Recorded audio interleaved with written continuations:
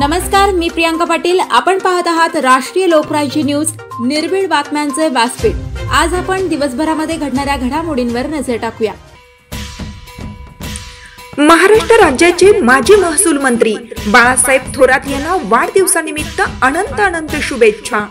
शुभेच्छुक माननीय Shri Shivaji Ramnath Gunjal, vice chairman भोळेबाबा पतसंस्था वेल्हाळे, महासचिव संगमनेर तालुका युवक काँग्रेस, संचालक साई गणेशा डेव्हलपर्स संगमनेर।